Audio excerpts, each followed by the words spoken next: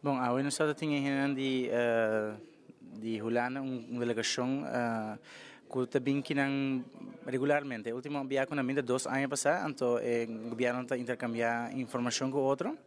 E o que nós vai estar basicamente mostrando o que nós mostramos 2 anos passados de nos expo hall de caya, agora que ainda nós estamos em construção.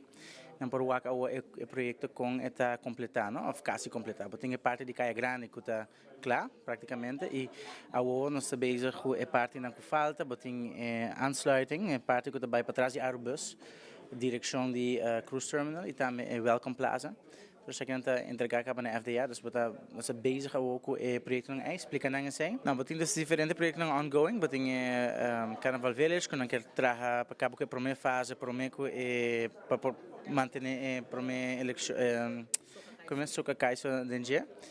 E assim não tem outro projeto também, tem Village, o seguinte passo, não, o boa que Martin está claro, Village Plaza com a luz, não, e o outro vai seguir para o resto de Village. E assim não tem diferente outro. Tem em verdade hopi atenção, hopi pergunta over o projeto na Passa Nicolás. Tem claro que o Green Corridor mesmo também é um projeto hopi grande e tem hopi implicação, hopi renovação vai passar, vai seguir passa dentro de Nicolás para sei. E claro, tem todo o projeto na Carnaval Village que ainda está toda essa aqui ainda ongoing e scheduled para começar mais rápido possível.